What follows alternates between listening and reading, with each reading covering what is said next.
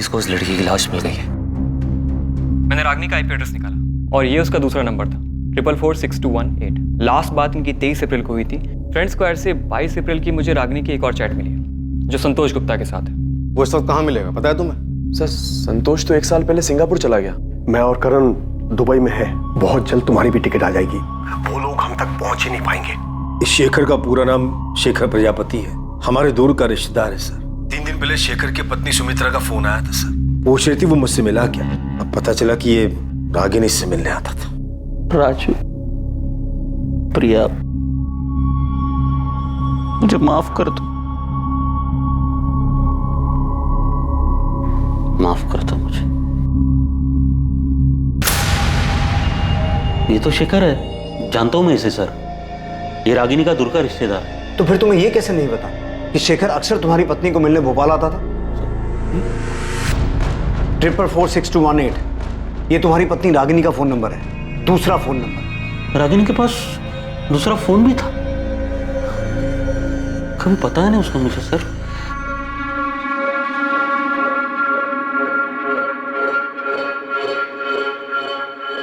रागिनी, अब तक सब्जी काट रही है तू? बच्चे स्कूल के लिए तैयार हो चुके हैं, टिफिन कब बनाएगी? माँ भी बना देती हूँ।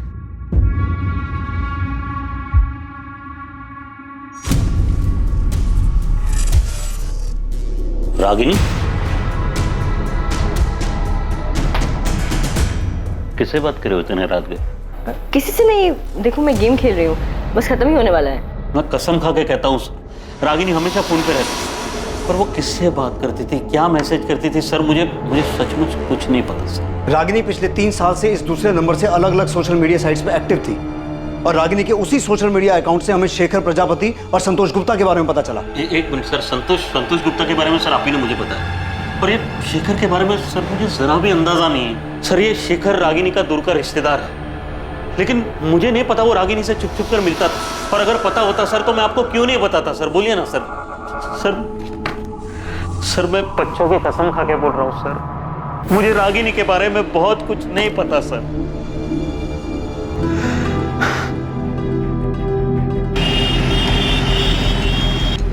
रागिनी गोयल, शेखर भोपाल में रागिनी से मिलने जाते थे?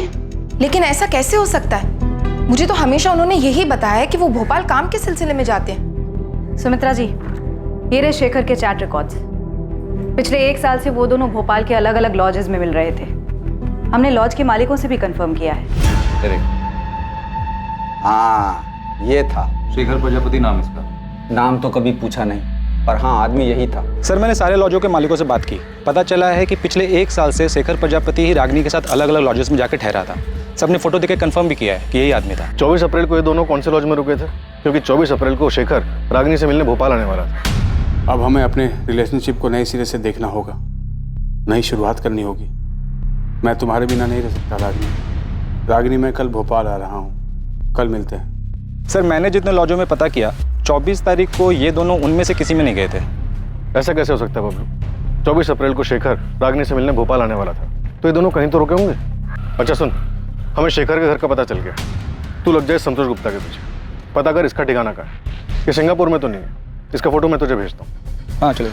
हमारे पास इसका मैसेज है, उसने 22 अप्रैल को मैसेज किया था कि वो रागिनी से मिलने भोपाल आ रहा है। रागिनी मैं भोपाल आ रहा हूँ और इस बार तुम्हें अपने साथ सिंगापुर लेकर ही जाऊंगा। पिछली बार तुमने चीजें अधूरी छोड़ी थी, उसे अब पूरा कर दो प्लीज। रागिनी मैं तुम्हारे बिना अधूरा हूँ। मेरे लिए तुम दुनिया की सबसे खूबसूरत औरत हो, मैं तुम्हारे बिना नहीं रह सकता। ये रागिनी के 2 बच्चे हैं, पति है, घर है, ऊपर में 2 एक्स्ट्रा साइड में प्यार करने वाले भी है। इसको लाइफ में और चाहिए क्या था? अब उसे लाइफ में क्या चाहिए था क्या नहीं, ये तो हमें नहीं पता। हमारा काम सिर्फ इतना है कि हम कातिल को जल्द से जल्द पकड़ें। तू जोर शोर से काम पर लग जा। ये शेखर और संतोष, इन दोनों को हमें जल्द से जल्द पकड़ना है। मम्मी, पापा हमें छोड़ के नहीं जा सकते, वो हमसे बहुत प्यार करते हैं। बेटा, मैं समझ सकती हूँ तुम्हें ये सुनकर अच्छा नहीं लग रहा होगा। अनीता, सुमित्रा जी, ये सच है, हमें ये मैसेजेस रागिनी के चैट रिकॉर्ड में से मिले हैं। मैं तो कभी सोच भी नहीं सकती थी कि शेखर मुझे धोखा दे सकते हैं। शेखर इस वक्त कहाँ छुपे हो सकते हैं? अब मैं नहीं कह सकती वो कहाँ जा सकते हैं। अगर शेखर फोन करे तो आप हमसे छुपाइएगा मत। बहुत सारे सवाल हैं जो हमें उनसे करने हैं।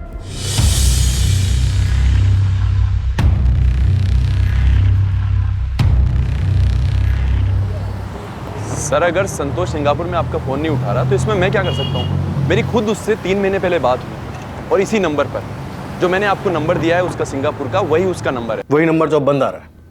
गौतम, हमारे पास प्रूफ है कि संतोष रागिनी से मिलने भोपाल आने वाला था। 22 अप्रैल का मैसेज है उसका हमारे पास। मुझे नहीं पता सर कि वो भोपाल आया था, अभी भोपाल में है या फिर सिंगापुर चला गया, मुझे कुछ नहीं पता सर। संतोष की फैमिली कहाँ रहती है इतना तो पता होगा तुम्हें? जी, जबलपुर में है, ये उसी ने मुझे बताया।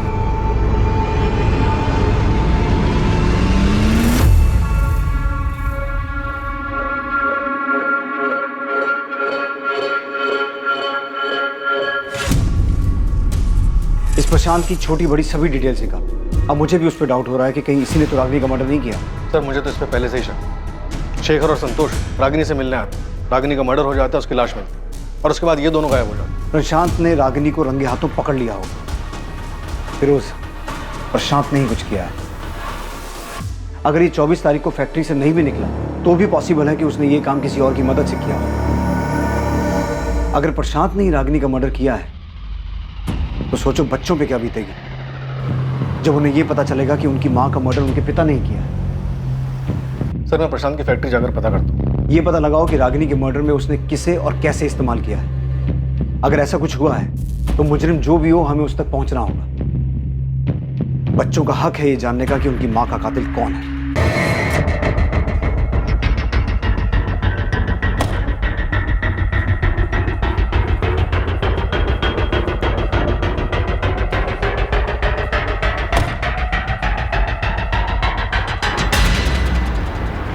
मम्मी की फ्लाइट मुंबई से 2 बजे की, वो एयरपोर्ट के लिए निकल चुकी है।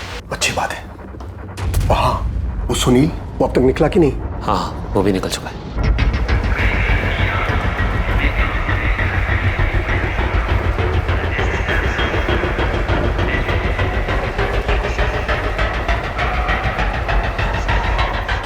अच्छा, वहाँ कोई पूछताछ के लिए आया था? हाँ, पुलिस का कोई खबरी आया था। ये औरत इन दोनों में से किसी एक के साथ आपके होटल में आई थी क्या? नहीं, मैंने इन तीनों को कभी नहीं देखा। थोड़ा ध्यान से देखिए ना, 24 अप्रैल को आए होंगे। अरे हाँ, याद आया, इस औरत की फोटो मैंने अखबार में देखी थी। हाँ, देखा होगा, इसका मर्डर हो गया। ओह, अच्छा, आपका जरा रजिस्टर चेक करके बताओ ना, शायद आपके ध्यान से निकल गया हो। बरस साहब, रजिस्टर थोड़ा देख लेते तो। वो क्या है ना, पुलिस ना बहुत बेसब्री से ढूंढ रही थी ना। ठीक है, मैं चेक करता हूँ। कुछ मिला उन्हें? पापा, घबराने की कोई बात नहीं है, उन्हें कुछ नहीं मिला। गौरव ने सब संभाला, सब ठीक है। पुलिस ने शेखर प्रजापति का फोन नंबर सर्विलेंस पर डाल दिया था। उनके मुताबिक ऐसी संभावना थी कि रागिनी ने अपना मोबाइल मार्केट में स्विच ऑफ किया और उसके बाद तय की गई जगह पर वो शेखर से मिली।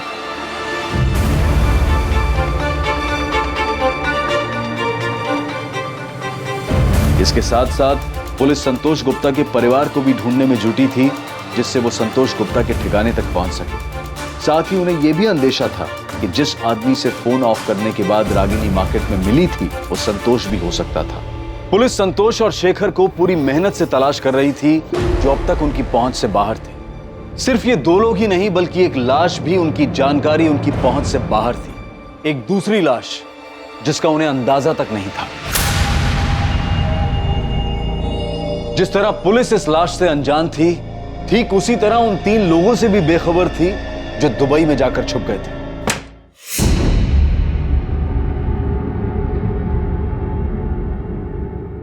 क्या हम इंडिया वापस कभी नहीं जाएंगे? जाएंगे जानवी, क्यों नहीं जाएंगे? बस सिर्फ कुछ ही दिनों की बात है। एक बार ये सब ठंडा हो जाए, फिर हम लोग आराम से चले जाएंगे।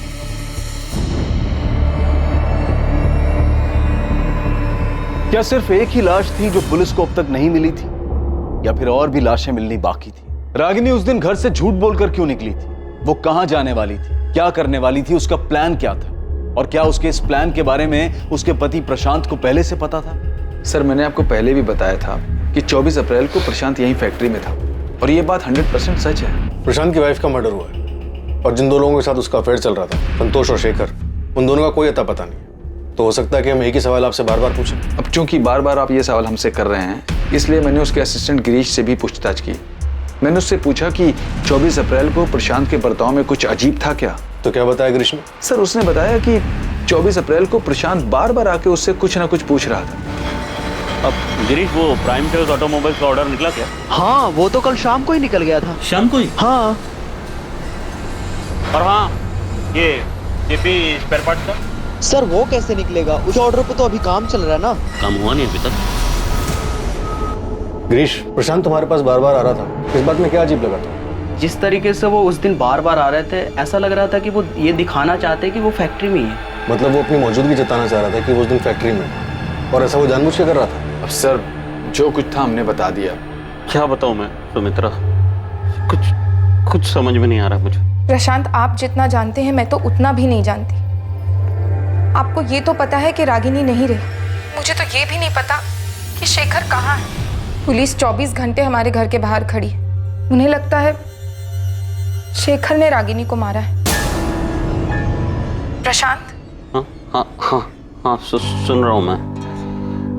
सुमित्रा, मुझे कुछ नहीं पता शेखर के बारे में। शेखर और रागिनी के बीच जो कुछ भी चल रहा था, वो क्या पिछले साल इंदौर में जीतू की शादी के दौरान शुरू हुआ था? नहीं पता मुझे सुमित्रा, कुछ नहीं पता कब, क्यों और कहाँ ये सब शुरू हुआ। लेकिन प्रशांत, जीतू की शादी में ही तो हम सब पहली बार मिले थे। शिवलाल काका भी यही कह रहे थे कि शेखर और रागिनी उससे पहले कभी नहीं मिले थे। रागिनी मेरे लिए एक पहेली थी, पहेली है, जान ही नहीं पाया मैं उसे।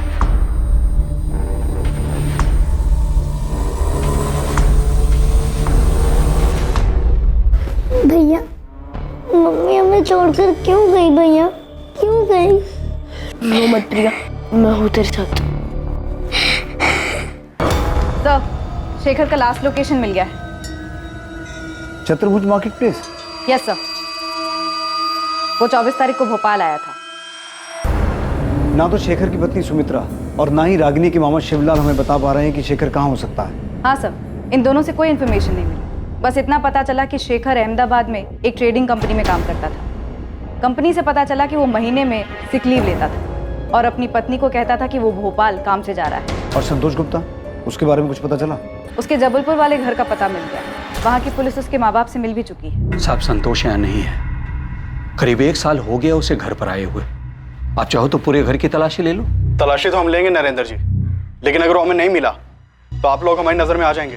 साहब, हम तो जानते भी नहीं है कि रागिनी है कौन। और रही बात संतोष की, तो जब से वो सिंगापुर गया हमने उसकी शक्ल भी नहीं देखी है। देखिए, ये तो साफ हो चुका है कि संतोष का रागिनी के साथ 2 साल से चक्कर चल रहा था और रागिनी संतोष के पास 1 महीना रही भी थी। और अब ये भी साफ हो चुका है कि संतोष रागिनी से मिलने भोपाल आने वाला था, और जिस दौरान वो रागिनी से मिलने भोपाल आने वाला था उसी टाइम पे रागिनी का कत्ल हुआ है। देखिए, भोपाल पुलिस ढूंढ रही है उसे। साहब, इसमें हम क्या कर सकते हैं? हमें डरा धमका करके आपको क्या मिलने वाला है? और साहब, अगर हमारी उससे बात हुई होती या अगर वो यहाँ होता तो हम आपसे क्यों छुपाते?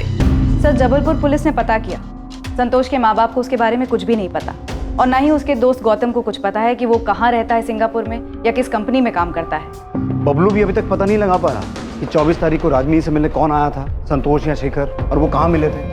नहीं सर, उसके हाथ दोष नहीं लगा। बस इतना पता चला कि 24 तारीख को प्रशांत फैक्ट्री में था, पर अजीब बर्ताव करा, नॉर्मल नहीं था।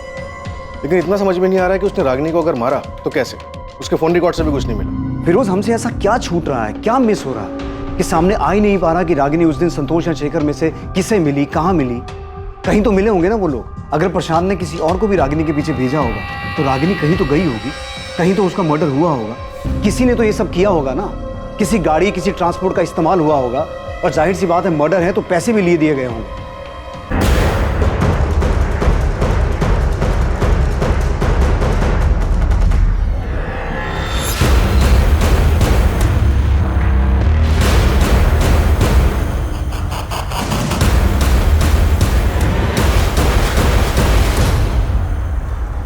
ऐसा कैसे हो सकता है कि मर्डर करने वाले ने कोई गलती नहीं की? वो आराम से छुपा बैठा है, इतनी सफाई से काम किया है कि हमारे हाथ एक क्लू तक नहीं लगा। सर, इंटरनेशनल नंबर है, उठाओ।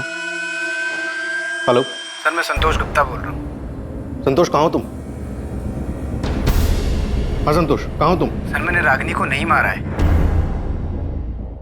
देखिए सर, मैं रागिनी को भोपाल में मिला ज़रूर था, लेकिन मैंने उसको नहीं मारा। देखिए मैं रागिनी से प्यार करता था, उससे शादी भी करना चाहता था। संतोष तुम अभी कहाँ हो? सर अभी मैं सिंगापुर में हूँ। जब मैंने न्यूज़ देखा कि रागिनी का किसी ने मर्डर कर दिया है तो 30 तारीख को मैं सिंगापुर वापस आ गया था। तुम रागिनी से मिले थे? हाँ, 23 तारीख को भोपाल में मैं रागिनी से मिला था। रागिनी मुझे सिंगापुर में नई जॉब मिल गई है और सैलरी भी बहुत अच्छी है। तुम चलो ना मेरे साथ सिंगापुर, हम दोनों बहुत खुश रहेंगे। संतोष, इतने दिनों बाद तुम्हें देखकर बहुत अच्छा लग रहा है। तो फिर चलो ना मेरे साथ रागिनी। रागिनी मैं तुमसे बहुत प्यार करता हूँ और मुझे हमेशा से ही लगता है कि हम दोनों एक दूसरे के लिए ही बने। किस्मत ने हमें फिर से मिलाया है, इस बार मौका हाथ से मत जाने दो। 2 साल पहले भी मैंने तुम्हें मनाने की कोशिश की थी कि शादी कर लेते, नई दुनिया नया घर बनाते। रागिनी हम जबलपुर चलते हैं, वहाँ चल के शादी कर लेते। वहाँ पे मेरा अपना घर है, मम्मी है, पापा है, वहाँ कोई प्रॉब्लम नहीं होगी। नहीं संतोष, मैं अपने घर जाऊंगी। पर क्यों? वो घर तो तुमने छोड़ दिया ना रागिनी, फिर क्यों वापस जाना चाहती हो? बच्चों के लिए मुझे उनकी याद आ रही है। रागिनी, पूरा 1 महीना हो गया तुमको घर छोड़े हुए, और इस 1 महीने में ना तो तुम्हारे पति ने तुमको ढूंढने की कोशिश की है, ना ही तुम्हारे बच्चों ने। फिर क्यों जाना चाहती हो उस घर में? देखो संतोष, मुझे प्रशांत की चिंता नहीं है, पर राजू और प्रिया मेरे बच्चे हैं। अब तक तो प्रशांत ने उन्हें बता दिया होगा कि मैं उन्हें छोड़कर चली गई। रागिनी मेरी बात समझने की कोशिश करो। तुम्हें लाइफ में क्या चाहिए? तुम प्रशांत के साथ खुश नहीं थी इसलिए मेरे पास आई ना। अब मेरे पास खुश हो तो खुश रहो ना। रागिनी मैं तुमको बहुत प्यार करता हूँ, तुमको जिंदगी भर खुश रखूंगा। एक काम करते हैं, हम अभी शादी करते हैं आज। नहीं संतोष, बेहतर यही होगा कि मैं अपने घर चली जाऊँ। रागिनी मैं तुम्हारे बिना नहीं रह सकता, और मैं फिजिकल रिलेशन की बात नहीं कर रहा हूँ, सारी जिंदगी साथ देने की बात कर रहा हूँ। रागिनी मैं सिंगापुर से सिर्फ तुम्हारे लिए आया हूँ, प्लीज हाँ कर दो। रागिनी क्या सोच रही हो? प्लीज चलो ना मेरे साथ। संतोष, इस तरह से अचानक उठ के मैं तुम्हारे साथ नहीं आ सकती। क्यों नहीं आ सकती? 2 साल पहले भी तो अचानक ही होशंगाबाद आई थी ना मेरे पास। तुमने मुझे तक नहीं बताया था, सीधा आके डोरबेल बजाई थी, और जब मैंने दरवाजा खोला तो सामने तुम खड़ी थी। फिर अब क्यों नहीं? संतोष, मुझे सोचने के लिए थोड़ा वक्त चाहिए। रागिनी 2 साल हो गया। ठीक है, तुम्हें जितना वक्त चाहिए तुम ले लो, लेकिन मैं भी तब तक यहाँ से नहीं जाऊँगा जब तक तुम हाँ नहीं कर देती। मैंने उसे मनाने की हर मुमकिन कोशिश की, पर वो मेरे साथ नहीं आई। तो भोपाल में ही था, उसकी हाँ सुनने के लिए उसे फ़ोन करता रहा, उसने मेरा फ़ोन ही नहीं उठाया, और 24 के बाद तो उसका फ़ोन ही स्विच ऑफ हो गया। तो तुम तब भी भोपाल में ही थे? हाँ, मैं भोपाल में था, होशंगाबाद में। और फिर मैंने न्यूज़ देखी कि रागिनी का मर्डर हो गया, तो मुझे लगा रुकने का कोई मतलब नहीं है, इसलिए मैं वापस सिंगापुर आ गया। संतोष गुप्ता, तुम्हारी ये सफाई काफ़ी नहीं है। ये बिल्कुल मत समझना कि तुमने सामने से फ़ोन किया है तो तुमने जो भी कहा उस पर हमने पूरी तरह से यकीन कर लिया। और इस गलत फहमी में तो बिल्कुल मत रहना कि तुम सिंगापुर में हो तो हम तुम्हें छू नहीं पाएंगे।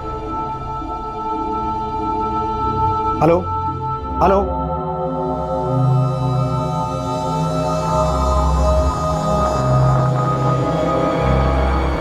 फिर इसके बाद वहीं तक सच होगी जहां तक ये रागिनी को मना रहा है। रागिनी के मना करने और इसकी ये बात मान लेने की कहानी सब बकवास हो सकता है। बकवास हो फिरोज, पर मुझे ये रागिनी समझ में नहीं आ रही।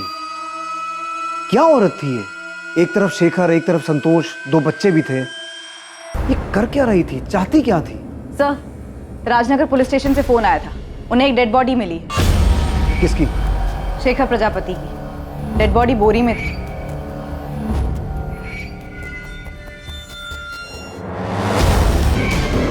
फिर उस बॉडी की हालत देख रहे हो? जिस तरह से डिकम्पोज हुई है, उसे देखकर साफ लग रहा है कि इसका मर्डर भी काफी दिन पहले हो चुका है।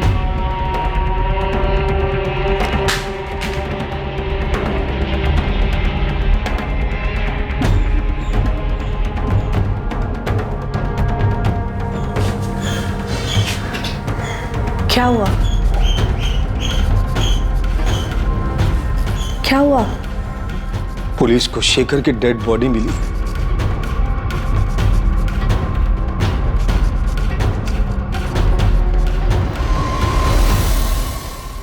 एक दूसरी लाश जो पहले से मौजूद थी लेकिन पुलिस को आज मिली थी, शेखर प्रजापति की थी। उस शेखर प्रजापति की जिसके रागिनी के साथ नाजायज संबंध थे। पहले रागिनी की लाश मिलती है जिसकी बेरहमी से गला दबाकर हत्या की गई, और फिर कुछ दिन बाद शेखर की लाश सामने आती है। अब पुलिस के लिए इस केस में दो अहम संदिग्ध होने वाले थे। पहला रागिनी का पति प्रशांत और दूसरा उसका चाहने वाला संतोष गुप्ता, जो पहले ही सिंगापुर जा चुका था। शेखर की मौत का कारण पुलिस के लिए एक और बड़ा झटका साबित होने वाला था।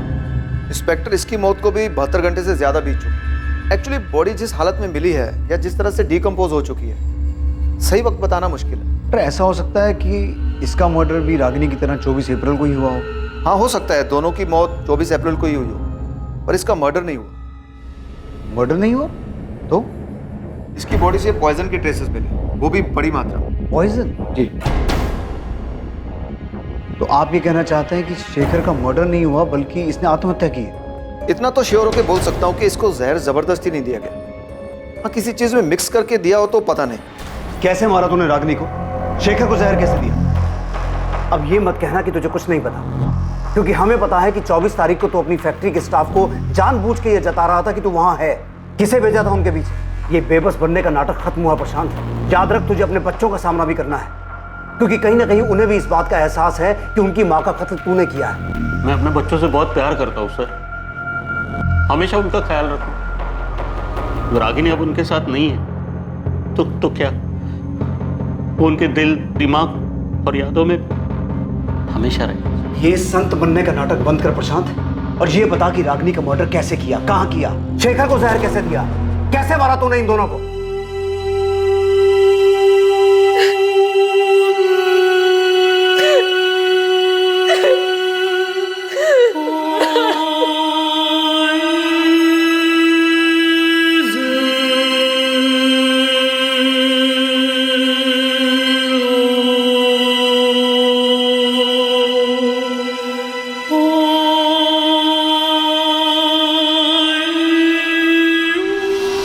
तेरे बच्चे राजू और प्रिया, शेखर की बेटी नेहा, इन सब मासूमों की जिंदगी बर्बाद कर दी। नहीं की सर, मैंने किसी की जिंदगी बर्बाद, किसी को कोई दुख नहीं दिया मैंने। रागिनी ने सब बर्बाद किया सर।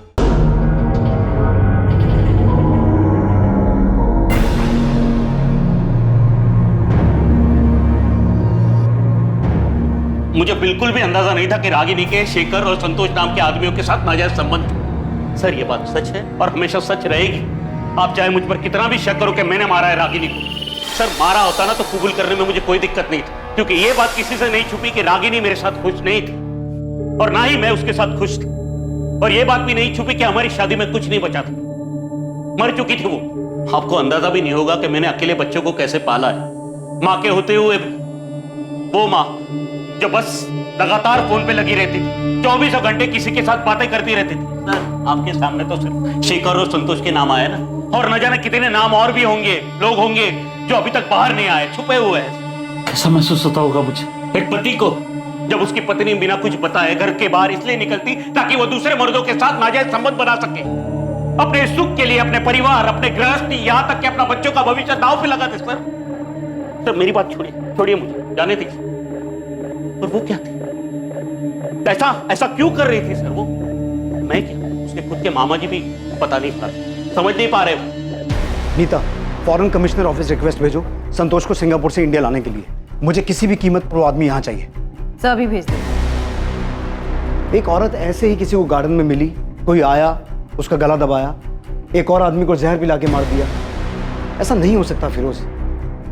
जरूर शेखर और रागिनी कहीं मिले होंगे किसी ऐसी जगह पर जहां संतोष या प्रशांत ने उनका पीछा किया और मार डाला।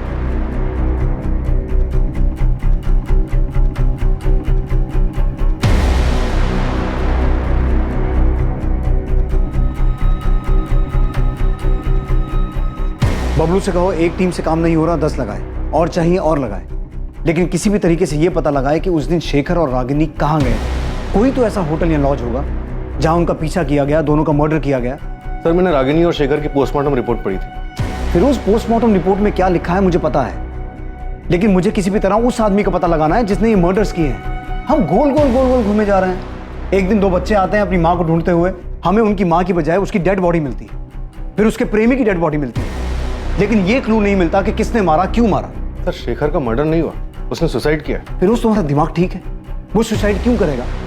और अगर उसने सुसाइड किया भी है तो रागिनी का तो मर्डर हुआ है ना। सर मुझे लगता है शेखर ने रागिनी का मर्डर किया होगा और उसको मारने के बाद उसने सुसाइड कर लिया।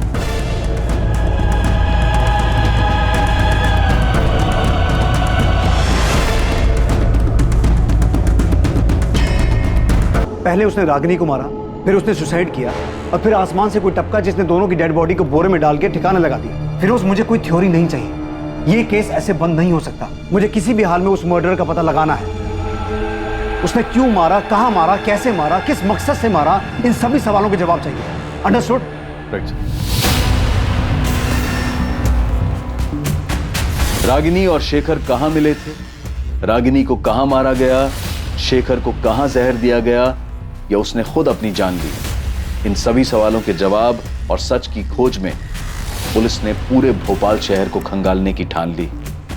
दूसरी तरफ संतोष को सिंगापुर से इंडिया वापस लाने की कोशिशें भी तेज कर दी गईं। एक बार पुलिस से बात करने के बाद संतोष ने अपना फोन स्विच ऑन किया ही नहीं। वो ना तो अब किसी फोन और ना ही किसी मैसेज का जवाब दे रहा था।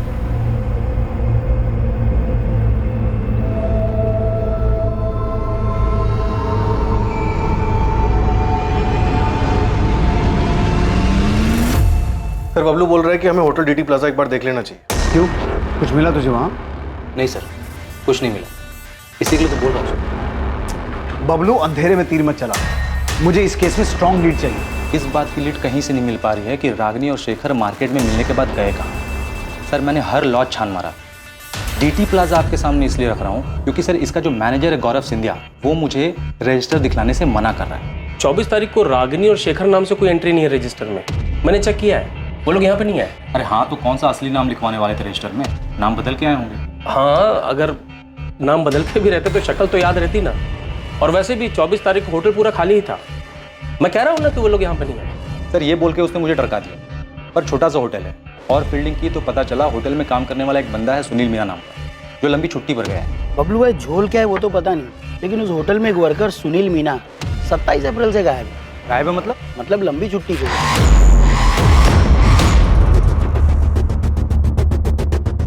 तो मतलब तेरे को लगता है उसने कुछ झोल किया क्या?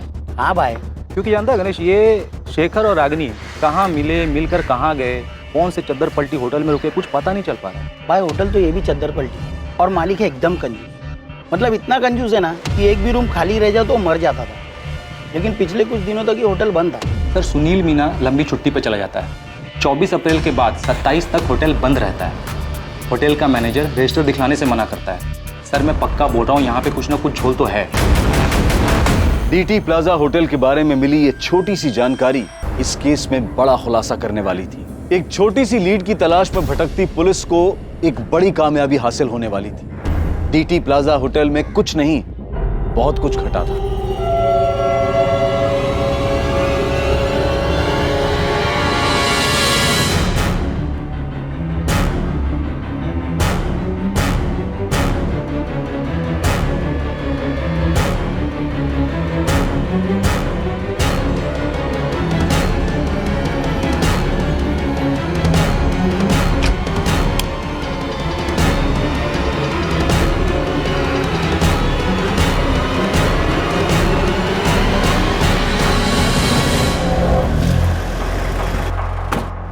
तो ही है ना गौरव सिंधिया, यहाँ का मैनेजर? हमारे आदमी को रजिस्टर क्यों नहीं दिखा रहा था? चल रजिस्टर निकाल। सब ये रहा।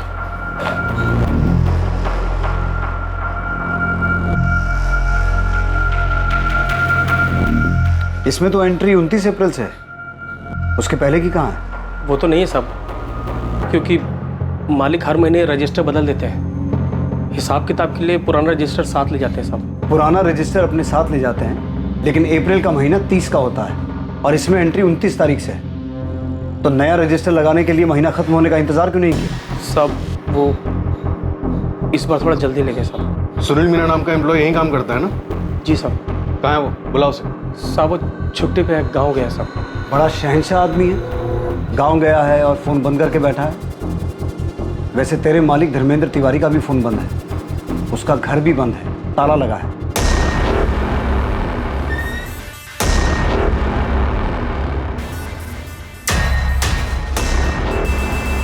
तेरा मालिक भी गांव गया है, चल कर आया।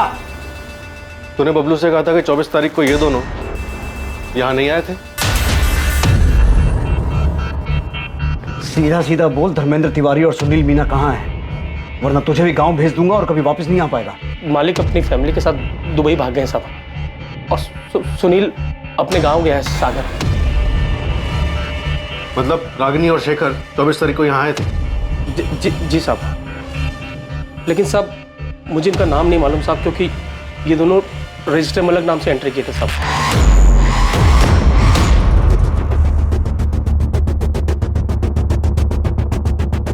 इन दोनों को किसने मारा? किसने या इसने?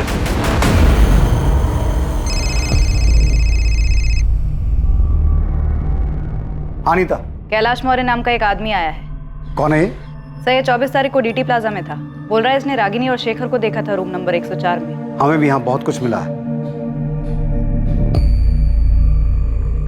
रागिनी और शेखर 104 नंबर में रुके थे।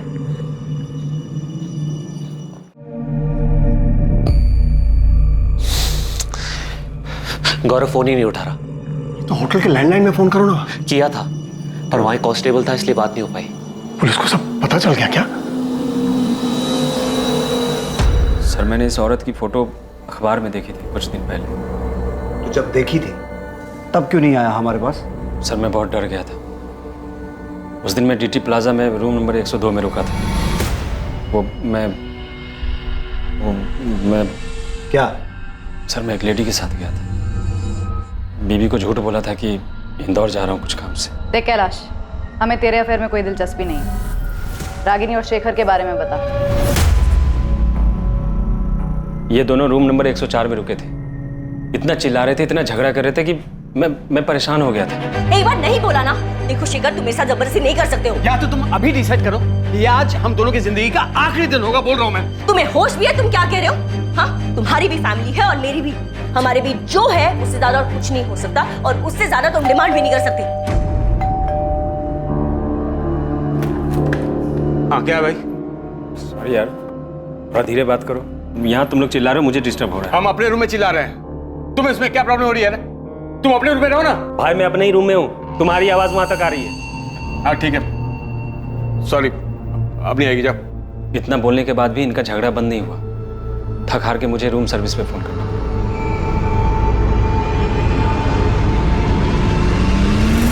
यही था वो आदमी? रूम सर्विस वाला जिसे तुमने बुलाया था? हाँ सर, यही था। शेखर, अब तुम मेरी नाक में दम कर रहे हो, इरिटेट कर रहे हो मुझे। तो अब मैं प्रशांत की जगह ले ली। मैं तुम्हें परेशान कर रहा हूँ? हाँ शेखर, मैं अपनी पूरी जिंदगी तुम्हारे साथ नहीं बिताना चाहती। अभी सब कुछ कितना अच्छा है हमारे बीच। मतलब तुम ये चाहती हो कि मैं अहमदाबाद से अपने बीवी बच्चों को छोड़कर तुम्हें खुश करने यहाँ आता रहूं और तुम मेरी खुशी का बिल्कुल ध्यान नहीं रखोगी? एक मिनट, मैं भी अपने पति और बच्चों को छोड़कर आ रही हूँ यहाँ, और तुम यहाँ सिर्फ मेरी खुशी के लिए नहीं, अपनी खुशी के लिए भी आते हो।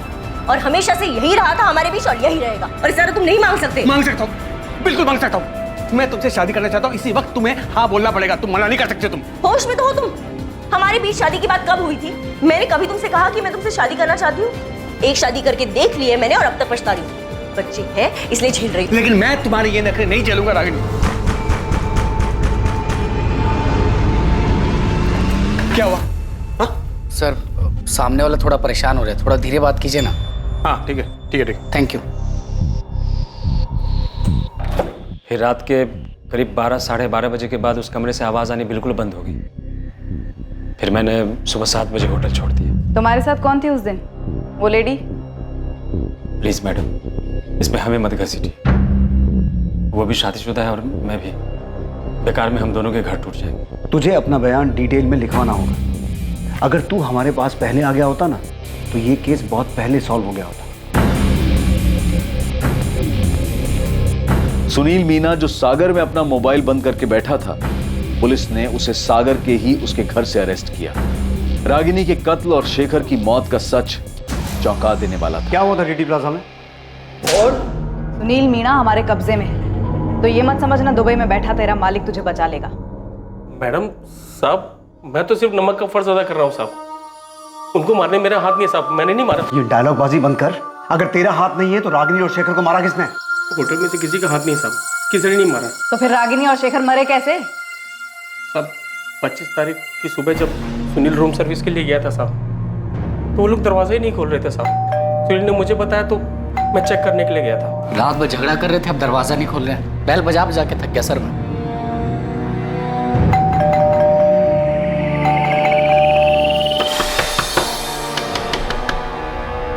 चंद्रप्रकाश जी, गरिमा जी, हम समझ ही नहीं पा रहे थे वो दरवाजा क्यों नहीं खोल रहे।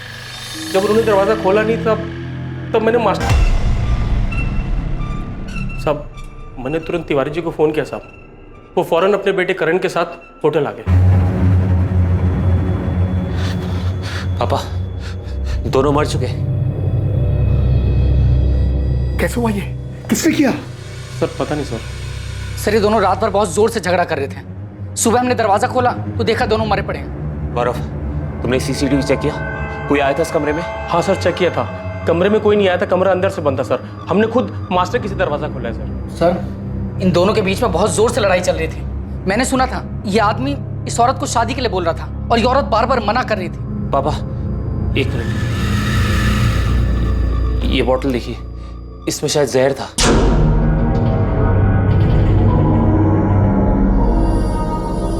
सर मैंने खुद सीसीटीवी चेक किया सर, कमरे में कोई नहीं आया था। सर हो सकता है इस आदमी ने पहले उस औरत को मारा हो और बाद में जहर पी लिया। Oh my God! सर ये देखिए एंट्री। पापा इनके पर्सन के आईडी कार्ड मिले। लड़की का नाम था रागिनी गोयल और लड़के का नाम शेखर प्रजापति। सर वो तो मैं देखते ही समझ गया था कि दोनों फर्जी नाम से ठहरे हैं। अब क्या करें? पुलिस के पास जाएंगे तो खामखा बात फैलेगी, होटल का नाम खराब होगा, धंधा बंद हो जाएगा और हम सब फंस जाएंगे वो अलग। क्योंकि पुलिस तो ये मानेगी नहीं कि इन दोनों के बीच झगड़ा हुआ था और इसलिए इस आदमी ने ये सब किया है। पापा हम इनको जानते ही नहीं है। इन्होंने रजिस्टर में भी गलत नाम लिखा है। इनके फैमिली वाले जो भी है यहाँ तक पहुँच ही नहीं पाएंगे। तुम कहना क्या चाहते हो? यही कि अगर हम इनकी बॉडी ठिकाने लगा दें तो किसी को पता ही नहीं चलेगा ये लोग यहाँ कभी आए भी थे या इधर कुछ भी हुआ था। सर इस सुनील ने कबूल किया है किसी ने लाश ठिकाने लगाई थी। बोल। मालिक का नमक खाया साहब। अब आप ही बताओ, मालिक के साथ नमक हरामी कैसे कर सकते थे? और सब सच कह रहे, इसमें हमारे मालिक का भी कोई कसूर नहीं है साहब। तूने भी नमक खाया है साहब? ये बोल, बॉडीज को ठिकाने कैसे लगाया? गाड़ी किसकी थी? सब वो गाड़ी मेरे दोस्त बिरजू की थी।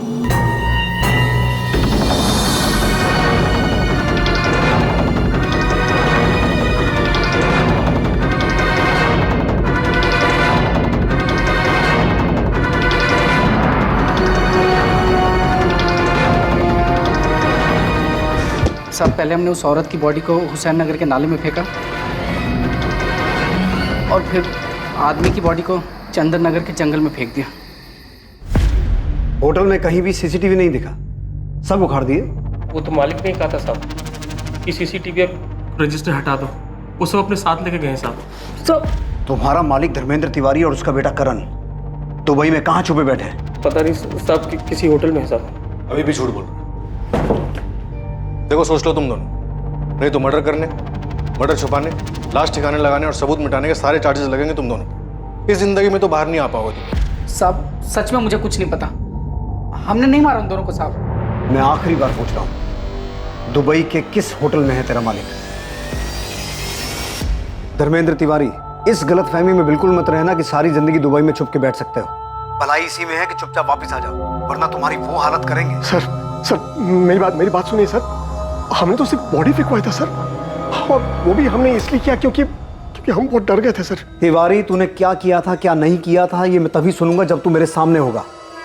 अभी मैं तेरी किसी भी बात का यकीन नहीं कर रहा हूँ। सर मैं सच कह रहा हूँ, मेरे पास रजिस्टर और सीसीटीवी फुटेज दोनों है सर। आप चाहे तो देख लीजिएगा। उस कमरे में कोई नहीं गया सर। उस आदमी ने खुद उस औरत को मारा है और फिर कुछ जहर पी लिया। तिवारी, मैं तुझे 1 दिन का टाइम दे रहा हूँ। रजिस्टर, सीसीटीवी और अपने बेटे के साथ तू मेरे सामने होना चाहिए। और अगर ऐसा नहीं हुआ और तूने वहां से कहीं और भागने की सोची तो याद रख, तुझे वहीं से उठवा लूंगा। और इस बात की गारंटी मैं देता हूं कि तुम दोनों इसके बाद ये जिंदगी जीना नहीं चाहोगे। सर मेरी बात सुनिए सर।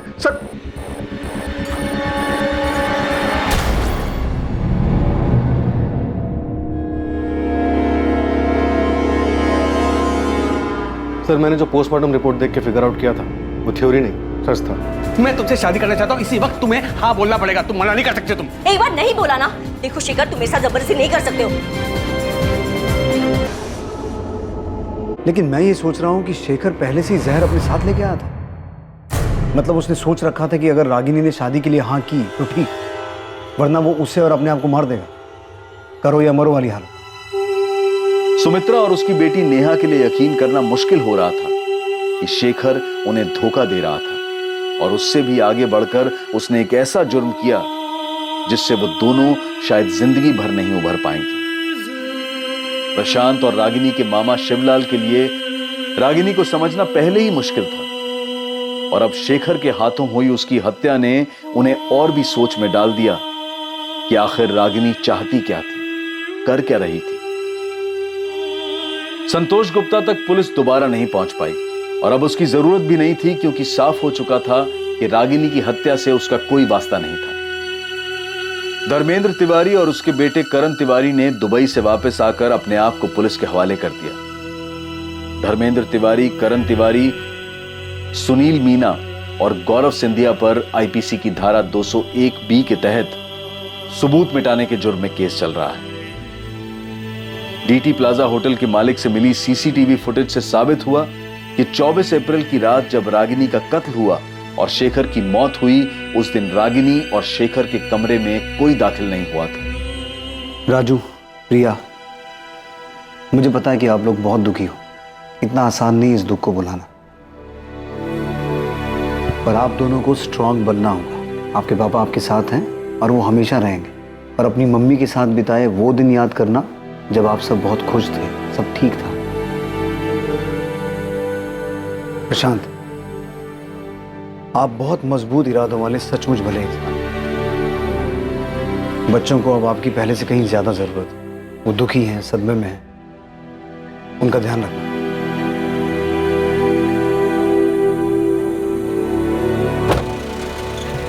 जब बड़े गलती करते हैं तो उस गलती का सबसे ज्यादा बुरा असर बच्चों पर पड़ता है। जब घर के स्तंभ, घर की नींव, माता पिता एक गलत रास्ता चुनते हैं, जो रास्ता उन्हें परिवार से दूर ले जाता है, तब पीछे छूट जाते हैं मासूम बच्चे, जिनकी जिंदगी तहस नहस हो जाती है। परिवार एक इमारत की तरह से होता है जिसे सब लोग मिलकर मजबूत बनाते हैं। ये इमारत प्यार, लगाव, फिक्र और सम्मान पर टिकी होती है। किसी भी परिवार के फलने फूलने में इनका महत्वपूर्ण योगदान होता है, और मासूम बच्चों को माता पिता दोनों की ही बराबर जरूरत होती है।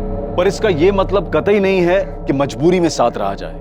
बेशक बच्चे उस वक्त अलग होने के फैसले की अहमियत को ना समझ पाए, पर सही समय पर लिया गया फैसला जिंदगी सुधार भी सकता है। और दूरी से रिश्ता खत्म नहीं होता है, बल्कि दो लोगों के बीच कड़वाहट बढ़ने का खतरा कम हो जाता है। रागिनी और शेखर ने इस रिश्ते से क्या हासिल किया, बल्कि संतोष ने भी क्या पाया। शेखर और रागिनी के बीच जो कुछ भी हुआ उसका अंदाजा भी नहीं लगाया जा सकता, क्योंकि मरने के बाद जिसने उन्हें देखा, वहां जो सुराग मिले, उनके मुताबिक कुछ भी साफ नहीं है।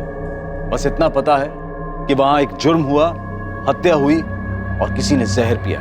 इस सब में सच सिर्फ यह था कि दो मासूम बच्चों ने अपनी मां को खोया और एक ने अपने पिता को। ये वो दुखद सच है जिसे झूठ में भी सच नहीं होना चाहिए था। अब मैं अनूप सोनी आपसे विदा लेता हूं। कल रात 11 बजे आपसे फिर मुलाकात होगी एक और नए केस के साथ। और याद रखें, क्राइम और आपके बीच में सिर्फ इतना फर्क है कि आप कितने सतर्क हैं। सतर्क रहें, सुरक्षित रहें। जय हिंद।